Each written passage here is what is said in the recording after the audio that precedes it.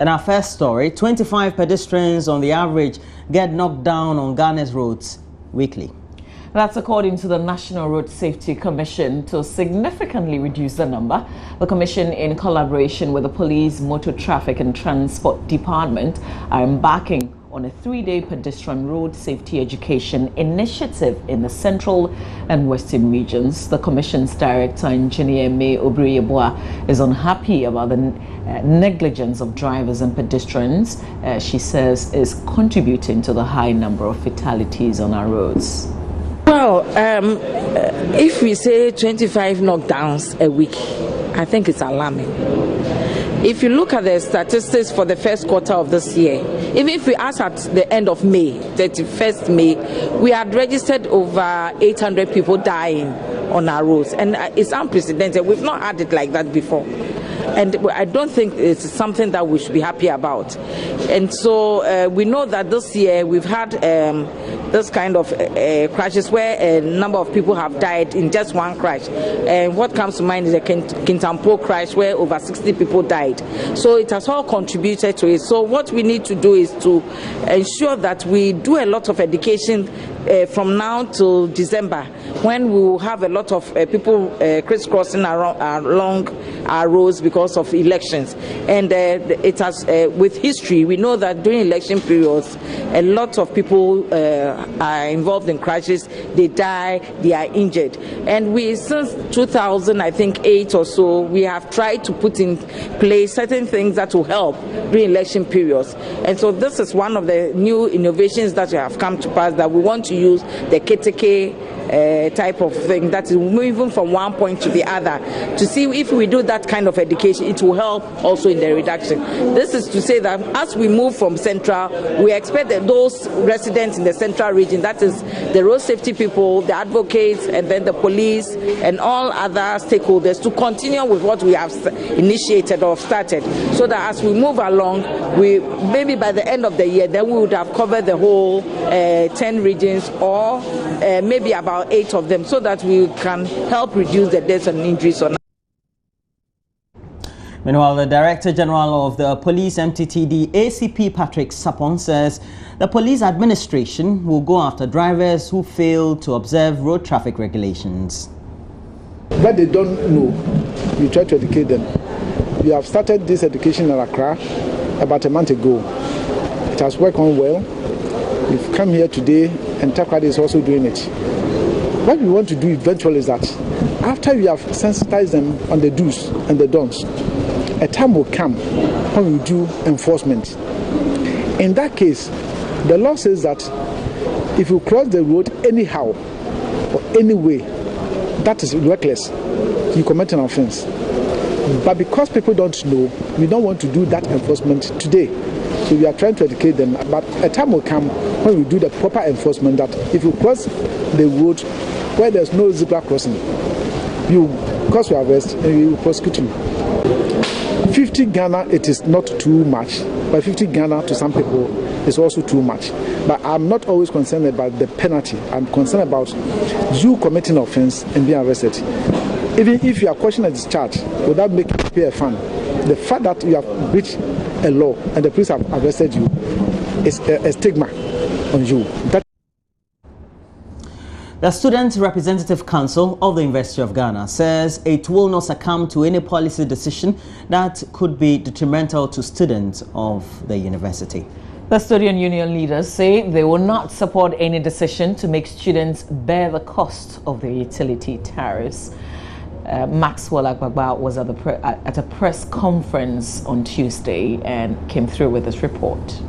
The press conference, which was organized by the University of Ghana Student Representative Council, had student leaders from various tertiary institutions present to show solidarity. The SRC president of the University of Ghana, Isinam Afisiade, amongst other concerns, called on students of the university to remain calm, as the SRC will not succumb to any policy decision that will be inimical to the progress of students. By this release, we ask that government issues a directive to all stakeholders, namely the Electricity Company of Ghana, Ghana Water Company Limited, and the University of Ghana Management, asking that students are waived from the proposed charges. We call on all parents civil society organizations, student unions, and the general public to stand by the students of the University of Ghana SRC, to vehemently avert these unwarranted charges on students. We further call on all students of the University of Ghana to remain calm, as the SRC will not succumb to any policy decision to the detriment of students' welfare. President of the National Union of Ghana Students, Parkwisi, doing an exclusive interview, hinted the student union would use all means available to protest the imposition of the utility bills. But the point I want to get something clear is government imposing utility bills on us. If government is imposing utility bills on us, that is not going to be accepted by the students of Ghana. Then maybe the government want to push us and want to test our patience, or the government want to push us to take serious actions against them. That is in your word. Serious actions could be any kind of serious action that is within the confinements of the rules and regulations of our country. If need be that we hit the street, fine. If need be that we take legal actions and take the government or any stakeholder that is trying to force something on us, we will take it up, because this is something we all agreed upon. You don't go to the negotiation table, agree on something, then one party decides to do otherwise. That is not going to happen in our country. Some students of the university also spoke against what has become an albatross around their neck. That's a great issue, because normally students, we as well have issues in payment of our own fees, our own tuition, and as well compounding it with utility bills becomes that of a challenge. Good move by our SRC executives to kick against this proposal that students should pay utility bills. I think it's a very malicious act that will eat into the fabric of parents who are falling the fees of their children. Secondly, I also think the best alternative solution for government to put in place, or the school authorities to champion now, is to install a very effective checking system that will make sure that the energy deficit that the institutions are having is being reduced drastically. For example, when you come to Eugene, I believe we have more than 15% energy deficit, which means when people are asked to bring certain appliances to school, they tend to bring other appliances which are unprescribed in quotes, and then therefore it consumes like electricity, or it consumes the energy that's illegally. For Joy News, my name is Maxwell Agbagba. Well, government's advisor on anti-corruption, Daniel Batidam, says the fight against corruption should not be limited to the presidency alone, but should also include institutions across both the private and public sectors. He has meanwhile downplayed the need for a substantive head of the Commission on Human Rights and Administrative Justice, which is set to investigate the president's acceptance of a Ford vehicle as a gift from a Burkinabe contractor. The presidency is currently embroiled in a scandal involving the delivery of a Ford Expedition gift valued at $100,000 from Jibril Kanazoy. The maiden edition of the National Anti-Corruption Forum is Mr. Batidam's first public appearance since the remarks he made on the Joy News documentary reacting to a hypothetical scenario. Sometimes gifts come from the supply side of corruption, that is the private sector, contractors and people who want to influence decisions in their favor. It goes without saying that you cannot take gifts from sources that have the potential of influencing your decision making. It's just not it's not acceptable, and I think a responsible leader, minister, senior public servant, would not need to be advised on that. Mr. Batidam also stated that there is little need for the appointment of a substantive head of the Commission on Human Rights and Administrative Justice, despite it being 8 months since the previous commissioner, Loretta Lamte, was dismissed. If you take the case of Shraj in particular, I keep on saying that whilst the over 1 year that the substantive head was being investigated, the institution continued running. So it is important to have a sense of what institution building is about. If we build our institutions, if we build strong institutions, the head might just not be necessarily the solution. However, Dr. Frank Odro and several other leading members from civil society organizations disagree with this assertion. I see no reason why, almost 2 years down the line, SRAJ, for instance, which is the implementation agency of NACA, still doesn't have a substantive head for SRAJ. I mean, if we are serious and we want to make that institution resource both financially and human resource, then we need to be committed in terms of empowering the commission to be able to do that. If there is no substantive leadership, I'm not saying that my colleagues Charles and others are not working, but leadership matters. Why are we not appointing leadership for SRAJ? Dr. Odro noted that the large amount of power vested in the presidency could also potentially create the atmosphere for corrupt practices. We cannot take away the power of the president to appoint many of the functionaries. But what we need to do is to ensure that we limit that power of the president to appoint almost everybody, but also make it more inclusive and more participatory in terms of the other agents and other organs of the state, especially involving parliament, and in that case, not just simple majority, but a 2/3 majority of parliament. This will force bipartisan approach. This will bring consensus building, and we can get the best out of that. And that's the essence of democracy. The National Anti-Corruption Forum is organized by the Ghana Integrity Initiative with support from DANIDA.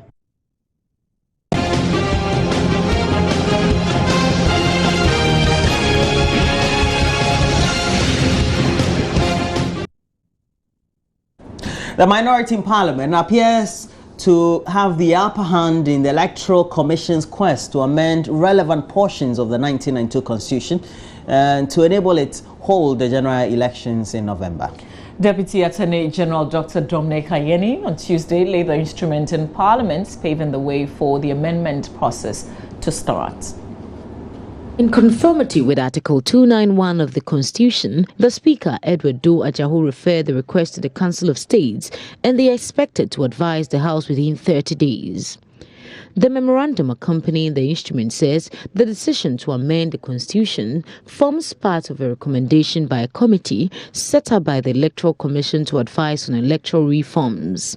In justifying the decision, it said holding the election in November will allow for smooth transition of that election. Making the case for the holding of the election on the first Monday of November of every election year, the instrument says it will address religious concerns of electorates and improve voter turnouts. The Speaker of Parliament is hopeful the document will be given the needed attention. Upon the first reading of the bill, the Speaker is required to refer the bill to the Council of State for consideration and advice to this House. And the Council of State shall render advice on the bill within 30 days after receiving it. And I believe that is where we are now. And therefore, at this stage, I refer the bill having been presented for the first time. Honorable members, so when we receive, we'll proceed further when we receive the advice from the Council of State. Member of Parliament for Sekondi, Papa Owusu Ankuma warns members of Parliament served with copies of documents justifying the amendments to enable them make informed choices. This being so important, that's why I'm making that inquiry. When members will have their copies of the bill. Sometimes bills come and it takes some time before members get copies. That's why I'm making that inquiry. The passage of the bill rests on approval of 2/3 of the 274 members of Parliament.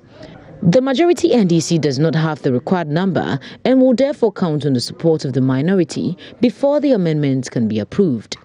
Vice Chairman of the Legal and Constitutional Committee of Parliament, Jelo tells parliamentary correspondent Elton John Bobe they will lobby their colleagues to back it. It's already, I'm getting a sense, even from members as I speak to them, that some people have started questioning whether the first Monday of November is that why not a Saturday, why not a Friday, why all those things I'm sure will play out. So it will be a discussion at your committee.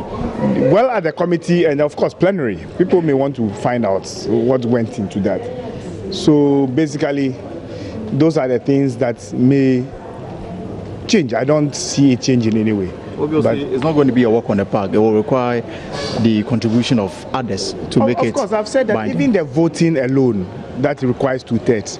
It's enough for us to know that this must be done by consensus or through consensus, and that is what we will be aiming at. Since this morning after laying, I've sampled a few views, and I think that most members are added in about the November date, and so I'm hopeful that we would pass it by consensus. The Twitter's majority demands that you get some numbers from the minority side. Are they on board? Definitely, that's what I'm saying. That I've spoken to some of my brothers in the minority, and they think that it's useful for all parties. UN Special Advisor to the Secretary General, Professor Jeffrey Sachs, has charged the Electoral Commission of Ghana to ensure that stakeholders in the upcoming elections have trust in the electoral register before the country goes to the polls. Professor Jeffrey Sachs, who is also the director of the Earth Institute at Columbia University, said a peaceful election is crucial if Ghana is to retain the investors currently in the country and also attract new businesses. He made these observations at a public lecture on sustainable development and economic growth in Africa here in Accra. Investing in technology, in knowledge, in new science. And I think Ghana has to do more of that. I asked the Vice Chancellor, how much is the government investing in research and development at the university? I think he said 0. Whatever it was a low number that he said, but it sure sounded like 0. That's not good. It's not wise for any country to say, well, we'll leave the technology to somebody else. They're not going to give it to you for free, and they're not going to give you what you need, by the way, because nobody else can figure out the technologies that are appropriate for Ghana's needs but Ghana. That's not to say that technology from abroad isn't useful. Of course it is. Every country needs to be open to the technologies, but none of them can work without being adapted to the ecosystems, the context, the geography, the local needs, the cultural needs, the demographic patterns of your country. So I believe government-university partnerships are key to develop the new technologies, and business-university partnerships are key to develop the new technologies. Businesses everywhere, by the way, invest in universities. I like that because I work at a university. So they say we need skilled workers. We need new technology. So they help to fund departments, or even senior executives from companies come to be professors because they have invaluable experience in managing businesses or in managing those technologies.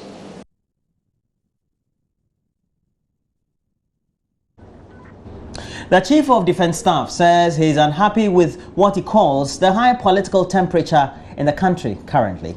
Vice Marshal Michael Samson Oje, who addressed journalists in Accra on Tuesday, is optimistic the 2016 general elections could be conducted peacefully, but says the armed forces will apply the appropriate methods should the polls get chaotic. Beatrice Edu has more. It was unusual and the most high-profile visit the GJA had ever had. That's according to its president, Afel Moni. His visit is a follow-up to an event which was also organized in a historic splash at the Burma camp. And the capsule of his speech at that event was that the armed forces are prepared to do whatever it takes to preserve the peace of this nation. CDS Samson Michael Oje said he was unhappy about the current political atmosphere in Ghana. The president has virtually covered what I need to tell you. And since you are professionals, you've understood that even much more better than me. And he has said it in the right words to you. And that is your role during, before, during, and after the elections. And the end state is peace. But he has spelled it out better. Ours is to support the police and other security agencies to maintain peace and order. He charged the media to do its work well in this election year. I believe sincerely that if the media plays its best, if it plays its role effectively, efficiently, devoid of any political leanings, there will be peace in this country.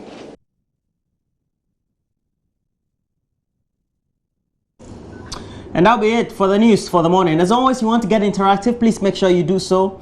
On WhatsApp, we have the number 0560 800,000. You can also catch us on Facebook, join us on TV, but right now, we're streaming live on our channel on YouTube. Niger Online is the channel's name. Stay with us. We'll come back with the newspapers. We'll be right back.